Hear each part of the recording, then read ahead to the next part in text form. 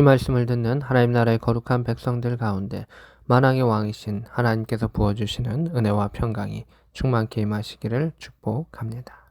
아멘. 말씀 보겠습니다.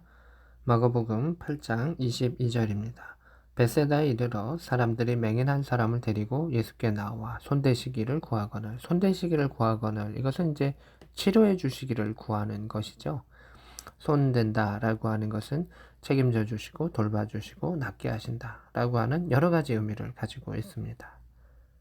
23절입니다. 예수께서 맹인의 손을 붙잡으시고 마을 밖으로 데리고 나가사 이렇게 말하고 있습니다. 예수님께서는 즉시 고쳐주시는 경우도 있고요.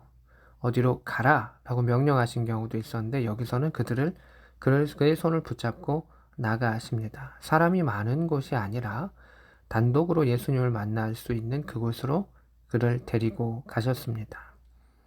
우리 안에 예수님을 만날 때 교회 공동체 안에서도 예수님을 만나지만 단독으로 주님을 만날 수 있는 그 시간이 또한 필요한 것을 보게 됩니다. 그래서 예수님은 무리 가운데서도 역사하셨고 또 늘 하나님과의 친밀한 또 단독의 시간을 가지셨다라고 하는 것도 우리는 기억해 봅니다.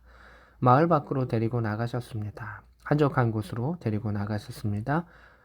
눈에 침을 뱉으시며 그에게 안수하시고 이렇게 말하고 있습니다. 예수님이 침을 뱉어서 고치시는 경우가 전에도 나왔었는데 에바다 하시면서 그 혀가 막히고 또 귀가 막혔었던 그 사람을 고쳐주실 때에도 침을 사용하신 것을 보게 됩니다. 여기서도 침을 사용하십니다. 그에게 또한 안수하셨던 것을 보게 됩니다.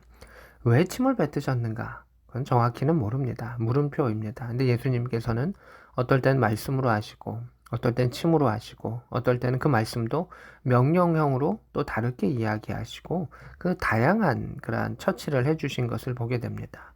하나님은 하나의 것으로 다 하실 수 있지만 그 사람에 따라서 그 사람에게 필요한 방법으로 그를 치유해 주시고 인도해 주시고 회복해 주셨다.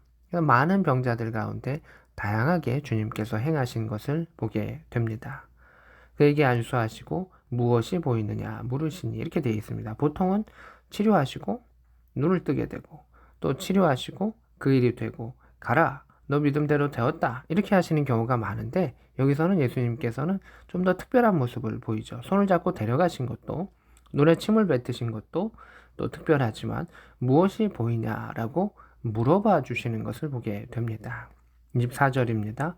쳐다보며 이르되 사람들이 보입니다. 나무 같은 것들이 걸어가는 것이 보입니다. 라고 이야기를 합니다. 그 사람이 주님의 질문에 대답을 했고요. 25절에 그 눈에 다시 안수하심에 그가 주목하여 보더니 모든 것이 밝게 보이는지라 이렇게 되어 있습니다. 이렇게 예수님이 두 번에 걸쳐서 치유하시는 적은 없죠. 근데 여기는 두 번에 걸쳐서 치유를 하시는 것을 보게 됩니다. 한 번에 고치실 수 없으셨을까요? 그거는 아니죠.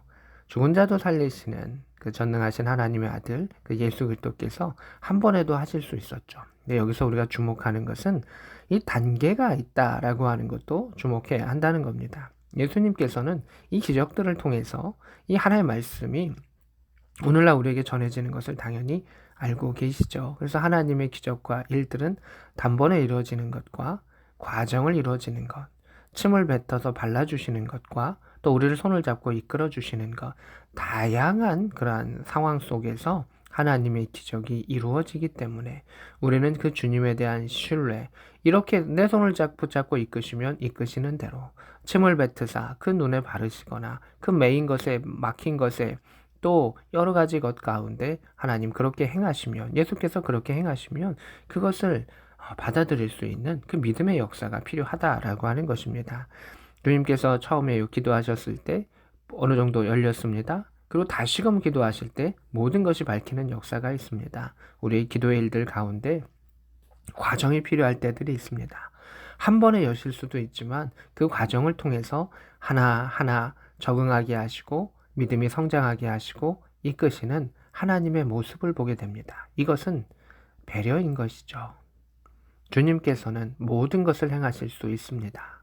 그러나 그 모든 것을 행하시는 가운데 우리를 위해서 하나하나 행하시고 열으셨던 예수 그리스도의 모습을 보게 됩니다.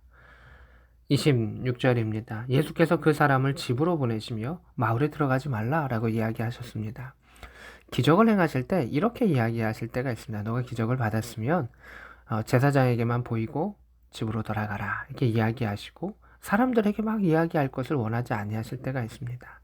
하나님께만 영광 돌리고 사랑하는 가족들의 품에 돌아가서 그것을 누려라 라고 하는 것이 첫 번째겠죠.